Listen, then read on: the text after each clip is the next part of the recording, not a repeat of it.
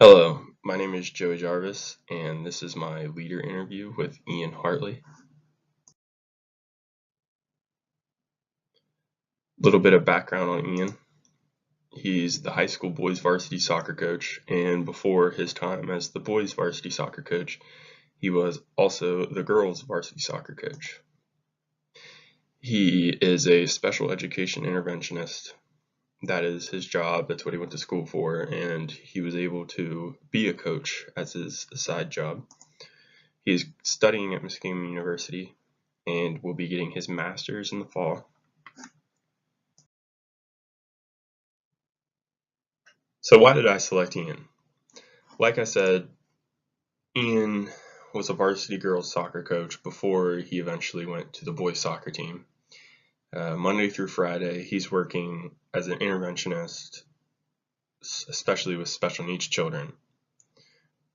And not only with special needs children, but he sits in on math and social studies classes, and he helps students do their homework if they don't quite understand what they're doing. He also teaches at the alternative school throughout the week and sometimes on the weekend.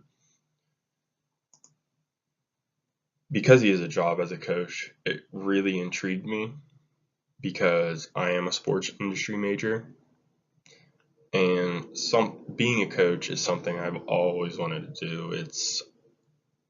I like sports, and coaching has been a dream of mine.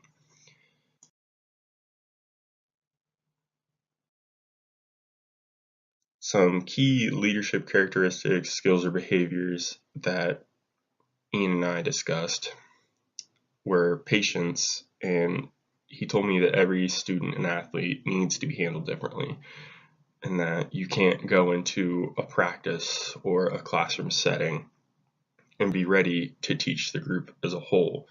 He told me a key thing you can always remember is you can teach a group a single idea, but it's more important to get on an individual level and make sure everyone understands that. And that is relevant with sports and in school.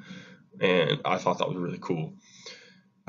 He talked about good communication and how it's good to be clear with one another, whether it's about scheduled practices, exams, just being able to feel free to talk to each other. If one of his players are going through something, they need help, they can go to him and talk. Um, just anything, just any hiccups with schedules, students and athletes are able to talk to him. He's able to talk to them. There's a lot of good communication. And he talked about consistency, and he was talking about this, and he noted that guys have to show up, which goes into the next bullet point of accountability. You have to be accountable. You got to consistently show up. You got to consistently put in the effort. You got to consistently want to be better, and you got to hold yourself accountable for that.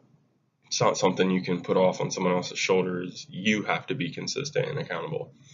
He also talked about positivity, and I like this a lot because it really helps students and athletes. I believe they respond better with positivity, although not negative, but criticism is okay. It's not wrong, but positive criticism is key to helping someone improve and grow as an individual. He also talked about inspiring others and how you might not be able to push them to that next level, but if you can inspire them to push themselves, it does a lot of wonders. One thing Ian talked about was patience, and it really hammered into my head and made me understand why it was important on a practical level. He told me how he became the coach of the boys varsity soccer team after coaching the girls varsity soccer team. And he said the previous boys team were very good, a bunch of seniors that have played their whole lives, and they made it to the Elite Eight. And after that season, all the seniors graduated. The coach decided he wanted to resign, and Ian was offered the job, and he took it, knowing that it was going to be a difficult battle. And he told me a story about the younger players. Now, when he took over the team, most of the team was freshmen and sophomores. I think he said there were 2 juniors on the team, and those were the 2 leaders as the upperclassmen. However, he said even though they had the 2 leaders as the upperclassmen, they really needed to work on the underclassmen because some of them have never played before, especially at this level. Usually you see the underclassmen being able to play JV, which helps them lean into the competition, and Ian wanted to teach these guys how to play early so they were ready. And he said it takes patience to be able to get these guys on the level you need to be, and patience is longer than 2 days. It could be a year or 2, for example, like the story Ian told me, where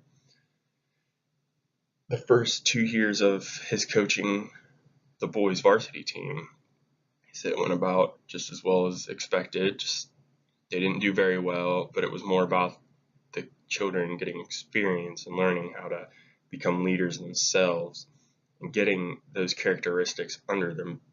And he's by their 3rd year, he took that team of freshmen and sophomores when they were juniors and seniors to the Elite 8 and absolutely smashed expectations. No one ever thought that team would get that far. So I thought that was something that's really cool. I never thought about patience as a characteristic because I think it's more something that you should always have as a leader. But seeing how he talked about this, his stories, and how he made it relate on a practical level really helped me understand why patience is so important. So I thought that was really cool.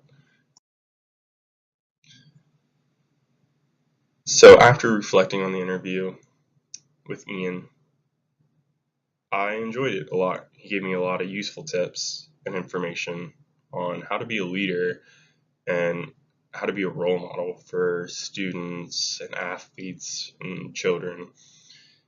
And my perception of him after the interview was nearly the same. He was a good guy. You can tell he knows how to deal with kids, whether it's in the classroom or on the field. As we were sitting there, students would walk into his classroom and they would ask him different questions. You know, they felt like they could talk to him about personal issues more than just sports and what their curriculum was for that day.